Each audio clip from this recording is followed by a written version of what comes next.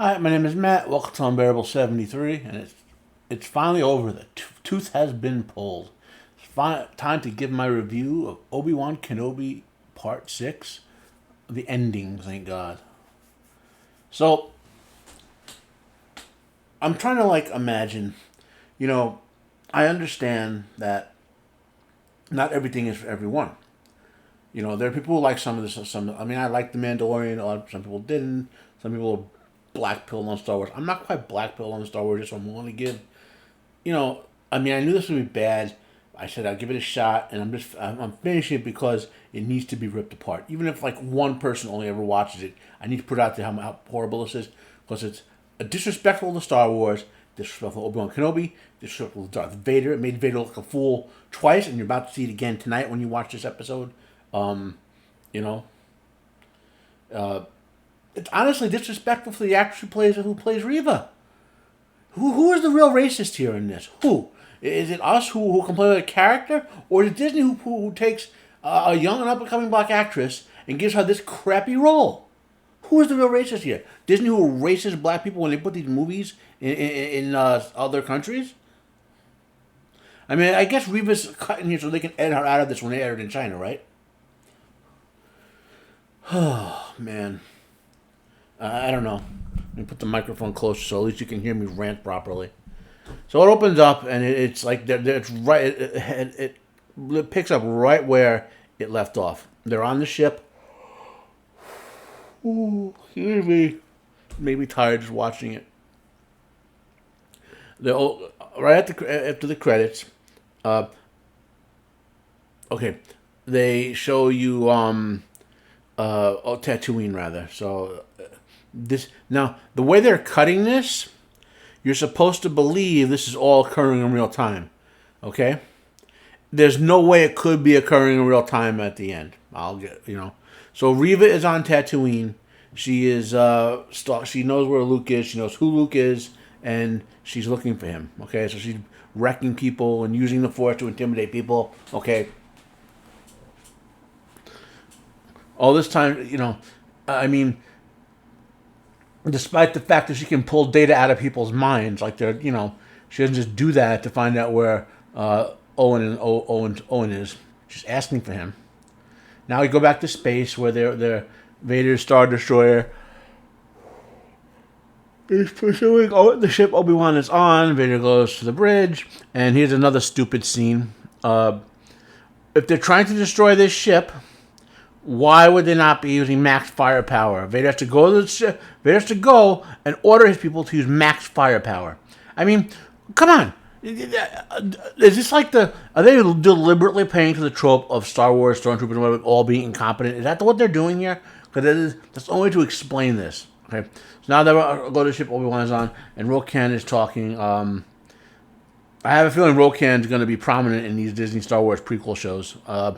I got to look up and see if he's actually a Star Wars rebel background character or something. So Obi-Wan goes to Rokan. This is where Obi-Wan self-sacrifices again. He's like, well, Vader's looking for me, not the ship.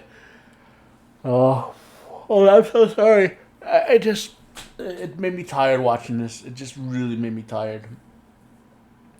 I was a kid. Star Wars meant something to me when I was a kid, and this is crapping all over it. Anyway, Obi-Wan is looking at the people who are being scared of the blaster fire, and he's going to make a decision to sacrifice himself to go on another ship and lure Vader away. Right?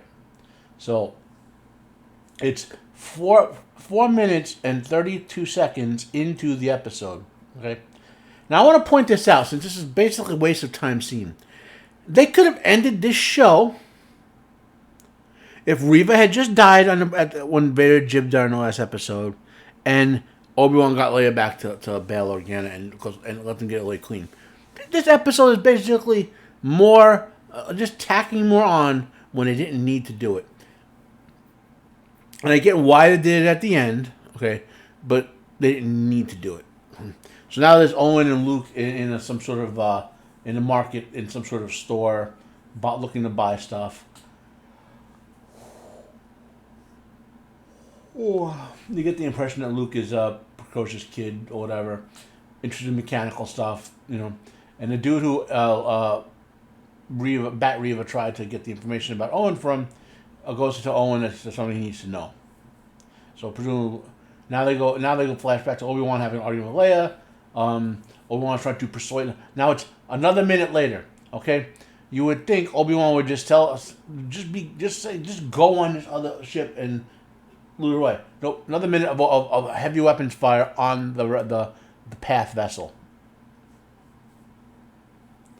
I'm presuming this Path is what into Filoni's Rebels with all that sort of stuff with the and all that. Is Obi-Wan? Sorry, man, this is so tiring. It's okay.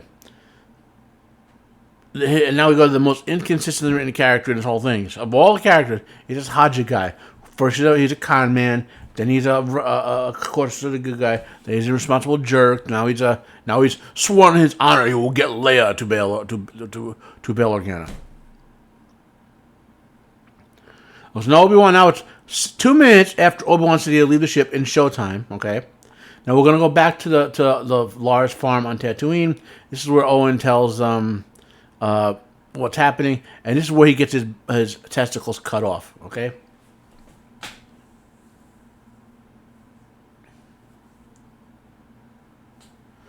So they know they know an Inquisitor is coming for them. Owen encountered her before.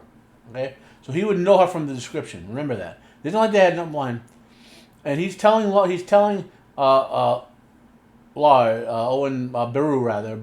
he should take Luke and get out of there. Right?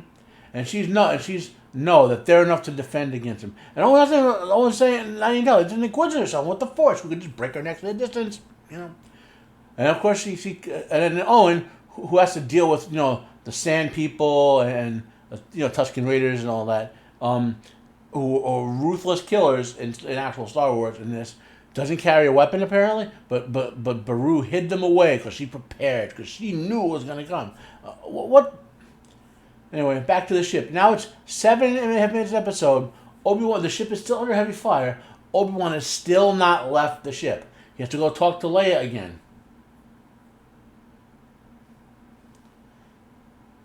7:59, 8 o'clock. So now we're 3.5 minutes of episode of scene time, showtime, away from the point where Obi-Wan said he has to get off the ship.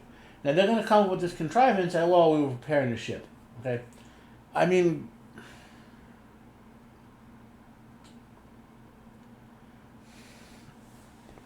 he gives her a blaster holster. That was Tala's blaster holder. I gotta see if this is some sort of tie-in to episode 4 in some capacity. Maybe it's getting poor. Maybe I watched this the first time to get my thoughts in order. I don't want to just go in blind so I could stumbling a fool, and it just tired me out. I feel old. I'm 40. I know I'm not in the greatest physical shape, but I'm 49. But I feel like I'm 75 now.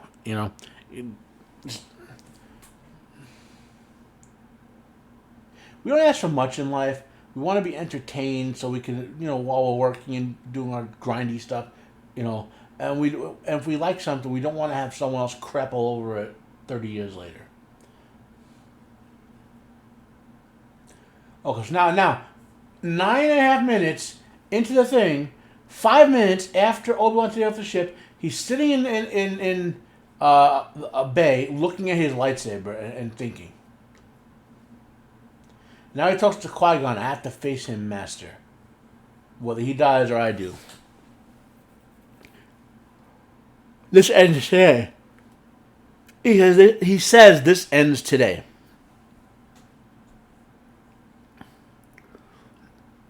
So Roken comes in. Are you ready? He drops it. All set. I mean, you try to persuade him not to do it, that they can still fix the drive. Maybe they could have fixed it up faster if they didn't have to prep a dropship. I don't know. Or maybe they should have Leia working on the hyperdrive because, she fixed the other things so fast.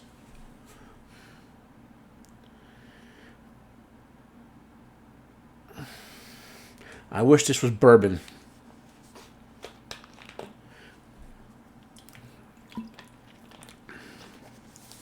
Again, I would have to look up this because he's telling Roken to step up and be a leader. So I think this Roken is an established character in some capacity. Again, doesn't rush the ship that's not ready. Stands there and contemplates. Heavy fire blasting on the little vessel that's running out of time. Then he walks. Okay. Finally, 10, almost 11 minutes into the episode, 5.5 minutes after he said he had to get on it, he gets onto the escape craft. So Vader identifies that that's him on there. The Grand Inquisitor says we must continue to uproot the insurgents. There's a chance to wipe out this network. And he says we can't prioritize one lone Jedi. Now, I want to point this out. Okay,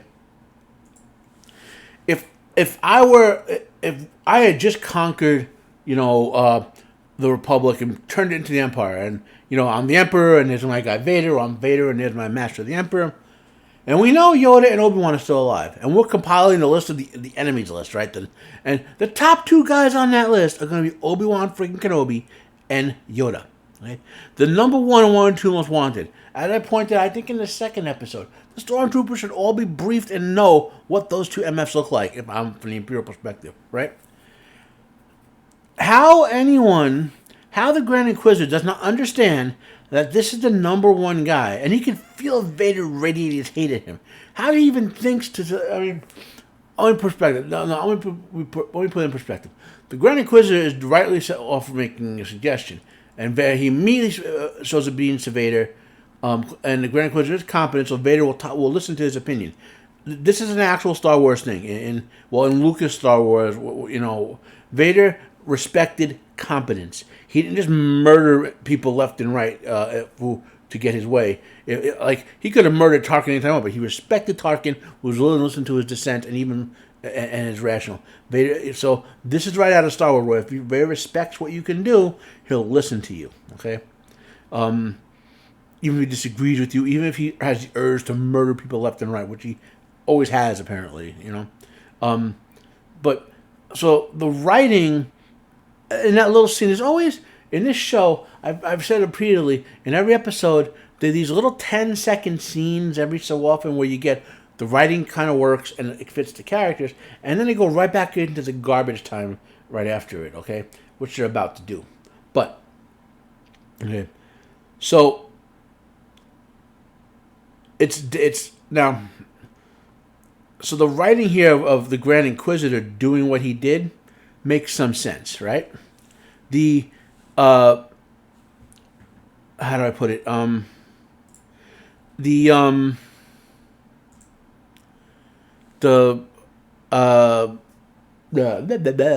like a moron because of this.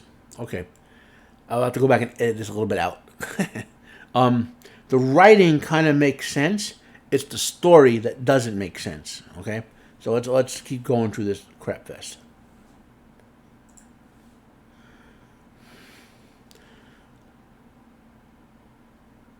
So the Star Destroyers follow Kenobi. You see the Star Destroyer going after, the scene I just told you about.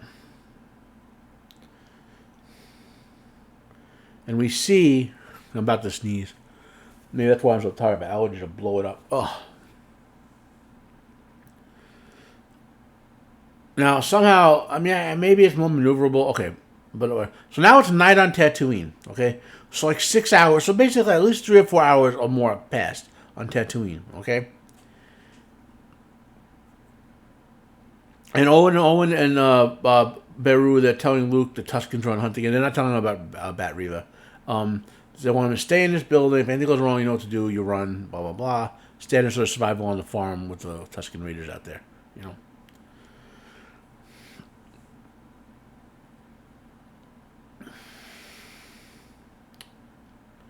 And they go out and they're going to set up an ambush for Reva.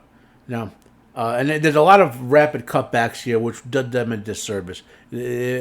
Not even from leaving aside the bad writing and crappy content that produced, the direction where they cut back and forth here does a disservice to what they're attempting to do. Okay, so Vader, Obi-Wan leads them to a planet, and they arrive, and Vader's like, "I will go down and face him alone."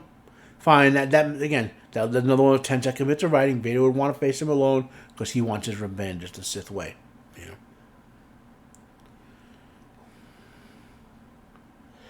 So we get Anakin down there.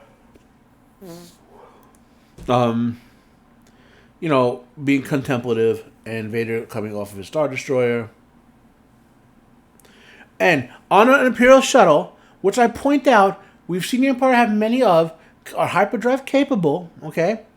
And why couldn't several of their shuttles pursue the other vessel? Now, for some reason, Obi-Wan has Leia's toy on him. I don't know if Leia stuck it in his pocket. Maybe. I'm guessing that's what happened. So it kind of inspires him to smile. He's like, in a way, it reminds me of that scene in Supernatural in season 5 when Sam is possessed by Lucifer. He's about to kill Dean, but sees the little car that Sam and Dean play with in the back of the in the back of their car, and it wakes Sam up just enough to gain control from Lucifer. Like it's like an emotional reminder scene type of thing, because that's what it does for Obi-Wan later. So now we have Bat Reva stalking who has the Force. She'll be able to sense where everyone is just walking slowly on the thing. She pulls out her Inquisitor lightsaber with its disc thing, but she only has half of it now. And then we get the stupid cutscene from the incompetent Deborah Chow, I think is her name. No, not Deborah Chow. Deborah. Let's get her name. There's Deborah Chow. Sorry. So we get the cutscene bingo, and the shuttle lands. The hyperdrive capable shuttle, and Vader just walks out there, which fine. That's the Vaderism to walk. Now there are elements of this Vader versus Obi-Wan fight that I kind of liked. Some of the physical choreography and Force TK use makes a little sense in terms of not the previous fight between the two, which was like 2 weeks ago in the show's continuity. Now I'm gonna pause this. Let me get back. There is one great shot in here, and I want to show you guys. I'm gonna pause it right there when I get to it, and I'll put it on the screen.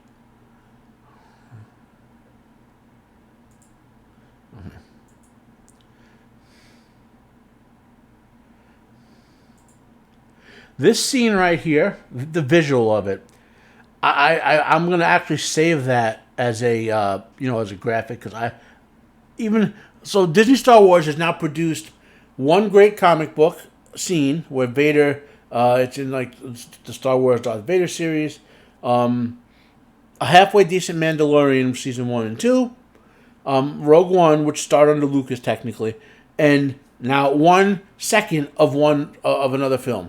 That I've seen. I'm sure there was some other stuff with Rebels and Clone Wars and all that. Okay. I enjoyed that sort of stuff. Okay, but so of the hundreds of hours of Star Wars they produced with all the TV shows and movies that they spent a couple billion on, we've gotten less than 1 scene, 2 seasons of a TV show.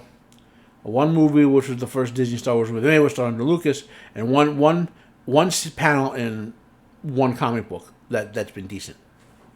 Should tell you something. We hide that away so they don't ding me, and take a little snapshot. Okay, and this is where they have now this lightsaber fight in and of itself. If nothing before or after existed, is halfway decent. The fight between Vader and Kenobi is halfway decent. It in no way fits the previous two weeks ago scene. Okay, so if you haven't figured out, Obi-Wan has regained his Force mojo. Maybe he puts his Force batteries back inside. Replaced his Force batteries. So he's a full charge now or something. So he and Vader now, are having a duel. They're not using a samurai aesthetic, which they really should be. It's more of a European HEMA fencing thing motif that they're going for here. Um, the original Star Wars, again, I'm not saying they have to, but I would prefer a little more samurai, style fighting. They do, you see them occasionally do the poses, but it's. I'm wondering if just the choreographer for this is more of a European oriented, and nothing wrong with that style. I like visually, it's cool too. It just doesn't quite fit the thematics of what of their fights before. Anyway, so back to Bat Riva on the Lars Ranch. She ignites her lightsaber, which again clearly makes her where she is, right? Points out where she is, but fine. She should know where they are because of her Force decay. They've set up an ambush for her, where they're having a crossfire. Well, that's a pretty good tactical setup by whoever wrote and choreographed this, right? But she should have the Force, and she should know where they are. I mean, she just why isn't she just running up and jibbing them with the lightsaber? At this point, she's still evil. And yeah, we know at the end she decides not to kill Luke and rejects the dark side. Okay, that could have been a cool scene. To be honest, had this been done better, that could have been a cool scene. Okay, and now they're interplaying back and forth, and they're using with Vader and Obi Wan fighting, and Riva and fighting with the Lars family, and and with the music that's playing, which is rip off music, because it doesn't sound like anything like the music. It sounds kind of like the music from Revenge of the Sith, but doesn't sound like it to me. I don't know if they're just reusing it with a different mix. I don't know, but and they're ripping off the interplay fight scenes at the end of Revenge of the Sith. Okay, so now Obi-Wan uses the Force to rip a giant lump of rock and tries to crush Vader. You can see he's straining a bit. Vader says, Vader just effortlessly lobs it away. Now, Vader hit that so hard. By definition, Vader should be massively more powerful, and the Force capable of overwhelming him. But he can't for some reason. Now they're dueling here, and here's another. We're gonna get another bad. So Vader kind of trips him with some Force TK and some stones, hits the ground with the lightsaber, and it just bounces off the ground. Then Vader does like a Naruto jutsu with the Force, which fine. I'm not opposing it. It's just the sequencing of it. I bet the writers for this were big fans of Naruto for a lot of reasons. Okay, because the visual aesthetic of this reminds me more and more of Naruto stuff. Okay. I mean, right now I'm thinking this is like the scene where Madara Uchiha was lobbing planetoids at the Shinobi forces, in the Fourth Great Shinobi War. So Vader buries him under all the rock. Yet Vader has the Force and should be able to sense him alive under all that. Should be able to keep pressing down rocks and overwhelm. Because Vader, well, in Lucas continuity, Vader is less powerful than Obi-Wan at this point. Okay, now maybe you can argue it's Vader in Disney continuity is not less powerful, but anyway. Okay, so now we're back to the farm. Riva uses the Force to sort of hit Owen. Doesn't just kill him. She said, "You really love the boy." So maybe she's a little conflicted, But if she's going to kill him, why wouldn't she kill them? This is like dialogue to display an emotion that Riva shouldn't be having right now.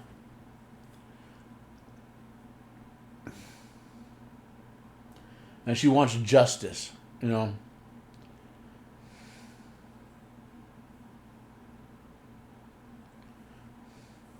doesn't kill Owen, it doesn't break his neck with the Force, doesn't cut him off with the lightsaber, just knocks him out of the way, And then somehow Beru gets a sneak attack on someone with the Force, and doesn't get cut in half with a lightsaber for it. And Luke gets out of the thing, and now, by the way, Luke has the same ability as a 10-year-old to run away from adults that Leia does. So it's not that Leia was a girl who could do it; it's that they have 10-year-olds who can. 10-year-olds Luke and Leia can outrun adults. Leia, we see Riva kind of sprinting. She is wounded. We'll give her that. And Luke is just effortlessly outdistancing her into the desert. Okay. So again, more Naruto. So now we have Naruto Leia and Naruto Luke with their ability to outrun adults. Now Obi-Wan is holding up the rock underneath, straining with the Force. But just, I guess if he can hold the ocean back, he can hold back a little bit of rock, right? And now he's flashing back to Anakin and his comments about you know, when they had their fight in Revenge of the Sith. Okay, he's doing a memory power up flashback. Now he's being inspired by Leia. You know, he's like, I have to protect Leia. Not Luke. Not the way. No, we got to see Luke finally. I'm sorry, I was wrong. We want to get inspired. The light side of the Force is empowering him, but that's what you're supposed to get here, right?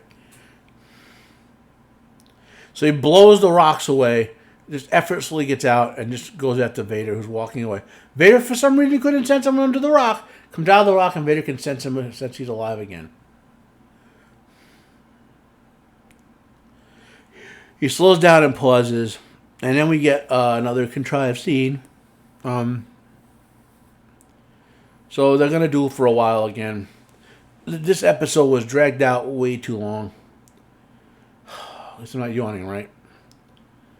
So they're demonstrating like Force, like Vader blocks the lightsaber with the Force. Obi-Wan does the Force shove that knocks Vader back.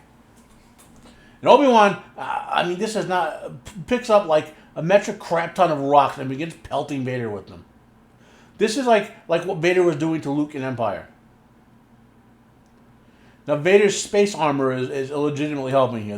That armor is legitimately very tough. Granted, it may not be as tough in the in the Disney verse, but it was tough. So they're back to their lightsaber fighting. They're dueling over it, and we cut back to Bat Reva not being able to catch up with 10-year-old Luke, despite the fact that she's running and he's running. She has longer legs. She should be able to catch him, but Naruto Luke managed to get away.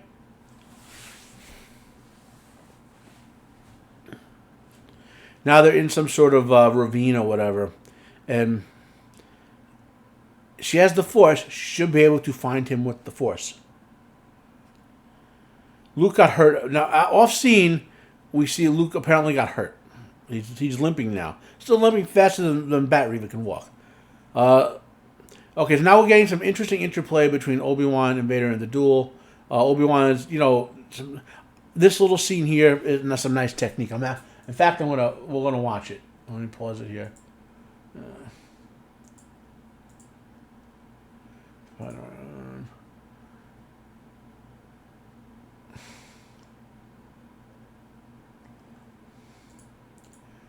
Okay, we're almost there, and okay. Now, let's show it on the screen. And before I start playing it, okay. As I said, in context, if just their fight by itself was kind of a cool fight, leaving out the bad emotionalism, the Obi-Wan's strange light side power up or whatever, leaving that aside, leaving aside the context of where it occurs, right? Like if this had been the end duel between an actual good Obi-Wan and Vader, Obi-Wan TV show, it might have been something, okay? Because some work went into choreographing this and to the special effects and the direction. So you have to be fair when you're looking at this stuff, okay? You can't just throw the baby out with the bathwater. But for all these elements that kind of are okay, right? And every so often you get that okayness. Like we're about to watch like a bit of an extended scene here, and I'll with some cut. They're gonna cut away from it, and which is gonna take away what they're doing. And the timing between... Well, we'll get to that. Let's just watch. Like, the combat choreography here is really good. You see, they're dueling. Like, a lot of times when actors fight... Let's see if I can catch a scene here. Now, right... Okay. There's a swing coming here, right? Okay. So, you saw that swing. Now, granted, these aren't real swords, so they're not in danger. They're basically doing this with... kind of like metal rods. I think they use now. They just paint the thing over. Is the way they do lightsaber effects now. So when actors who have no sword skills in real life are taught to fight with swords, they are taught not to actually swing at the other actor, but to swing it where they know if either the other actor's sword, or to swing at a spot next to them because they know the actor is being told for choreography to move. Okay, because they want to cut down on the danger the actors are in. Now, obviously, with lightsabers, which basically like rods, they can hit each other and not be worried about it, okay? So that aspect favors this, all right? So you can see they're actually swinging their lightsabers at the other guy, which adds to the realism, which, pay attention to this when you see sword fights in other films. A lot of times they'll not. You can see like how he even hit him with that sling where you keep asking yourself in your head. Okay. Yeah. So you can see that they're taking a wear and tear on each other. And again, look at the interplay is good. They're tired. Vader's been wounded by that massive rock pile. His suit is critical to his survival. Obi-Wan's overwhelming him. Now he's gained the edge, pushes him back. And now, this scene would have been cool if he just cut Vader's head off right here. Right now, the entire OT can be erased. Just swing it again, Obi-Wan. Swing for the fences, and then it's over. Now, I know the OT has to happen. I understand that, okay? So, now we can stop that. We can take that off the screen because we don't need to see it anymore. You don't need to see it anymore, okay? Now, I understand that to fit this in the storyline, they have to do this because the OT had things a certain way, okay? We all know that. But within the context, but the way they decided to do this weakens what they're actually doing. Obi-Wan should not have an opportunity to kill Vader. Obi-Wan needed to win this fight, right? But he needs to do it in such a way that he was not able to actually kill Vader. Not by walking away, because he walked away the first time, okay? He walked away from Anakin in Revenge of the Sith. And I made this point with just taking into account Revenge of the Sith and Episode 4, okay? Obi-Wan could never bring himself to kill Anakin. He loved him like a brother. Now, when Lucas wrote Episode 4, he probably had a dim kind of notion of Obi-Wan and Anakin's relationship from the past. He wasn't like, I don't think, he obviously Vader wasn't yet Luke's father, and Anakin and Vader were separate characters and all that. There was a murky sort of when it all came together thing. But important thing to remember is that Obi-Wan was depicted as not wanting to outright murder Vader, okay? Because in the OT establishment, especially with the EU that came along later, which Lucas participated in, Obi-Wan was more powerful, significantly, than Vader by the time that fight in Episode 4 happened. Not when he originally wrote it and screened it, but by virtue of doing the prequel trilogy the way he did, and the EU that got established, which Lucas participated in, the reason Obi-Wan didn't kill Vader there was because he loved Anakin like a brother, and the Force told him not to kill Anakin. That's why Vader lived through Episode 4. Okay, if you watch their fights, Obi-Wan is not threatened or harassed in any way by anything Vader do, and Vader has a tense body posture like he has to do something. Okay, now if this fight scene had ended a little better and had been at the front of a better show, I have a hypothetical. My first hypothetical episode. I know I have to do a follow-up. I'm trying not to do another Star Wars hypothetical. I want to split them up because I want to hypothetical the entire Disney trilogy, but at one point, but this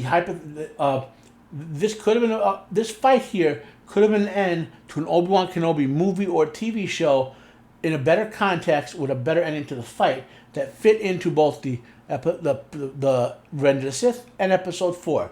Could have been done, and the fight itself had many elements of that. Okay, showing that their powers were the Obi-Wan can power up higher because he had the light side, which Yoda says is more powerful than the dark side if you're fighting for the right reasons, basically. And that Vader had been weakened and all that. We can see all that, right? But let's go on. So, at this point now, the reason he did that shot that cut the helmet open is so we can have this verbal face-off. But basically, this is the tie-in to why they're gonna say this is why Obi-Wan told Luke his father was dead, that Vader killed him. Okay, because we're gonna have Anakin say, "No, you didn't kill Anakin Skywalker. I did." And this could have been a powerful scene if it had been done correctly.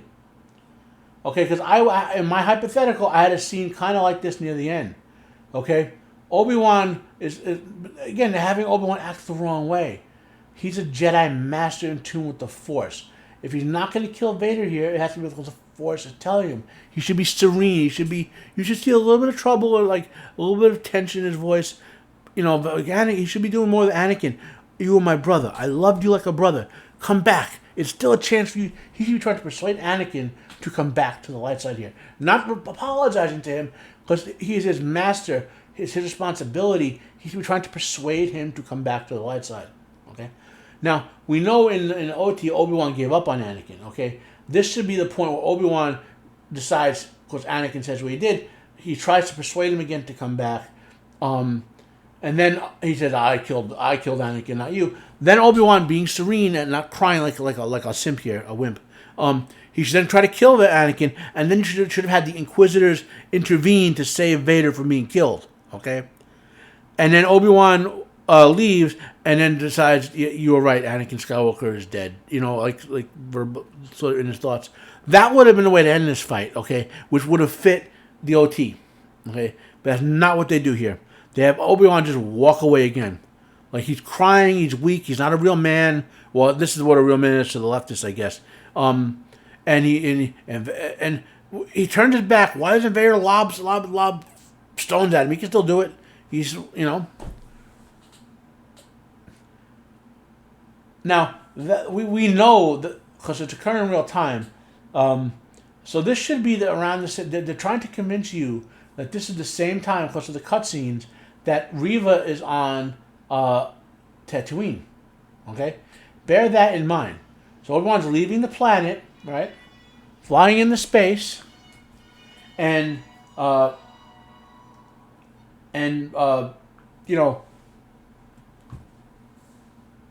God. So, and he's going to sense Luke in trouble. Reva is stalking Luke now, okay?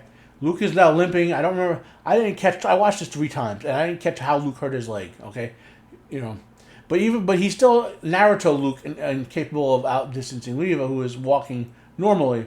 She can't just grab him with the Force or whatever. He trips. He falls down some rock. Obi-Wan senses him in danger. I think Reva actually tripped him, so maybe that was... It's hard to tell, because, they have it so dark in the scene... Like, you can't even see Reva's black cloak. Like, it's just a blank spot on the screen. You can see Reva. You can see. I don't know. So now she's stalking up on Luke, who's laying there on the rocks, unconscious like a sack of crap. Obviously, she's not going to kill him.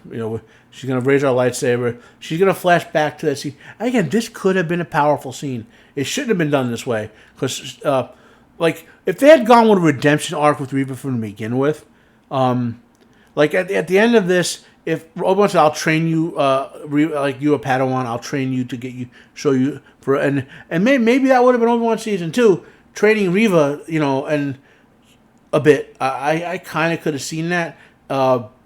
If they had treated this character better with better writing, she's flashing back to when Anakin basically gypped her. She's seeing herself and her friends, and and she's doing her version of like flashing from Anakin to Vader, and like, will I become Vader by killing children, blah blah blah, And Obi-Wan somehow gets back in time for that, around the same time that ends, right? She's supposed to believe that all occurred in the same time.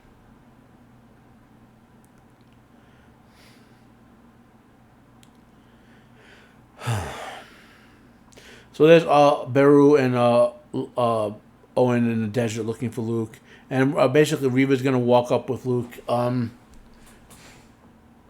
need to see all this, and you get a moment between Reva and Obi-Wan. Well, finally, this is probably the best acted scene in the whole thing. Maybe because the writing is finally good enough for them, where she's kind of. He killed them all because she's expressing it finally, and she couldn't kill him. Anakin killed all of the other younglings. She was old enough to live, and so she watched, and she wanted to kill Anakin, and she would kill Luke as justice. She'd kill his son and all that, blah blah blah. That was kind of a struggle, and now she's like, "Have I become him?" And Obi-Wan's like, "No, you haven't, because you chose not to be." Like this little scene here again. It's a little scene, okay? It's the best, and this shows she's could be a decent actress. And I know people saying she's a horrible actress. You can't say that, because you could put the greatest actress in the world in these shows with this writing here, and it would look horrible. So I defy anyone to say that anyone could have made any of the work that we're given in this better.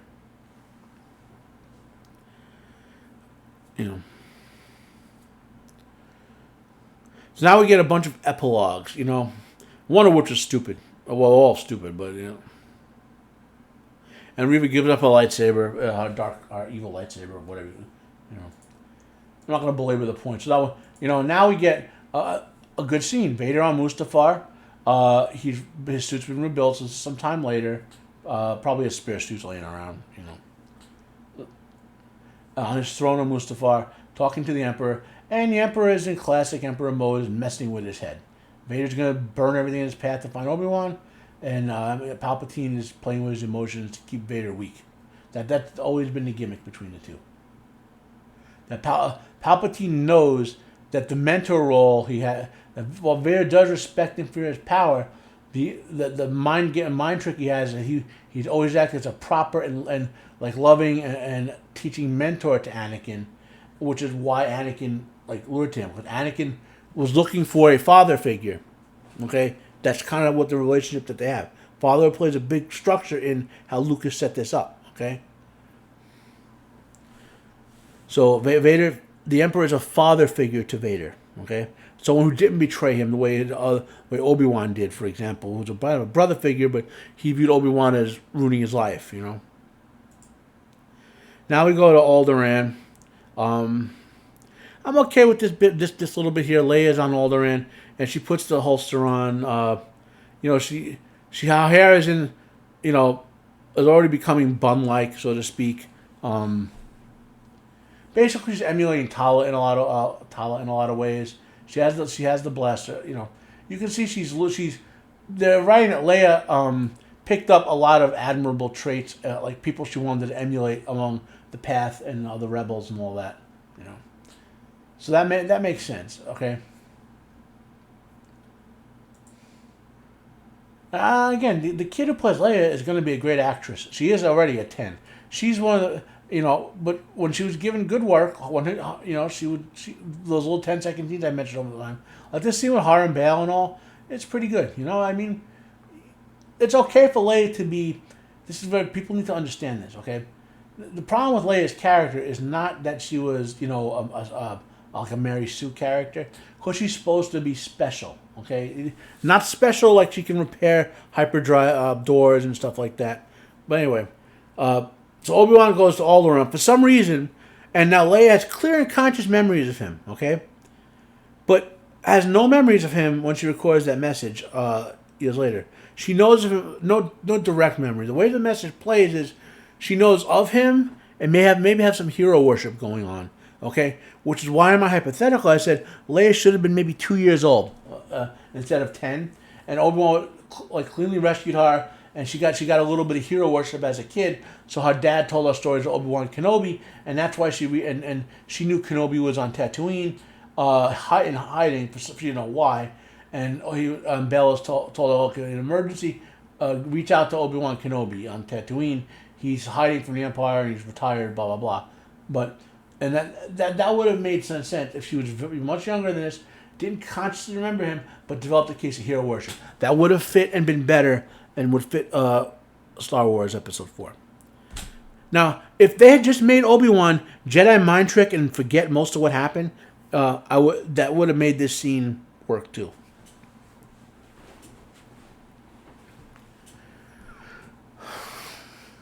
I have a feeling though that we are going to see more interaction. Disney, this is set. This is proof right here. Disney is going to remake the original trilogy and change the whole storyline. This right here is proof of it. If you didn't think that going into it, and I wasn't sure about that, they're going to do it. Because they're setting this up where Obi-Wan, okay, is going to have some sort of future, like Leia is going to be a reoccurring character in some future TV show. There's no way they wouldn't be doing this with her. They're setting up her. They're setting up Reva for a TV show, and again, that all could have worked because we know Princess Leia becomes involved in the rebellion. We know that. Okay, there's a lot of material they could have farmed here to make some great stuff in this sequence, but they just screw it up by having destroy the past and be anti-male and make the women look stupid. Like when Beru had those weapons hidden away, and she didn't run away, even though they were facing an Inquisitor with the Force who should be able to break their necks from a distance. You know, she looks stupid. She didn't look empowered, smart woman with weapons. She looks stupid. Now, if that had been a running fight where Owen was and Beru was kind of leading her into the desert and have a stay, that could have made sense. Like maybe because they were keeping their distance. We know distance works against Force users who aren't particularly powerful. That could have worked. But instead, they did what they did, which is stupid writing. And Obi-Wan flies away, and then we get epilogue number 5 or whatever. Obi-Wan's packing up his cave, and he's gonna. So Obi-Wan season 2 is gonna be Obi-Wan doing something in the galaxy. We know that. Change, big changes, right? So he goes to the farm, and we know that Owen and in original continuity, we know that Owen and Obi-Wan had issues. Okay, like they were agree with protecting Luke, but they had issues. Okay, so Obi-Wan basically gets to meet Luke here, and he rides away. That's the end of it. And I was looking to see if they did like a post-credit stinger, like so Obi Wan Kenobi will return, blah blah blah, any of that nonsense. I'll go through it again while you guys are watching, see if anything pops off. I don't know if there's going to be Obi-Wan season 2. Hopefully not. So I am now convinced they're going to redo the original trilogy. That's their next plan. Oh, they made too many changes to be in continuity with Episode 4. Unless it's just a horrifically bad writing, which is just, they're like, oh, this must work. You know, maybe they didn't even watch. Who knows? Maybe Deborah Chow never saw Star Wars. I don't know. Not going to belabor this. This has been on for 47 minutes. Man. Now I feel like I'm 90 years old. What Leave your comments down below if you have any questions about this. I'll probably do a shorter follow-up to it. I'm not going to do any shorter follow-up. I'm done with Obi-Wan Season 1. If they make a Season 2, I might rip on it, I might not. I mean, you can only get so far before destroying your soul, you know. But my name is Matt. This has been Umbrella 73, and it's very unbearable. This is the most unbearable thing I've watched, like, ever. This is actually as bad as The Rise of Skywalker. Not quite as bad as The Last Jedi, but it's as bad as The Rise of Skywalker. I'm out of here, thank God. Thank God.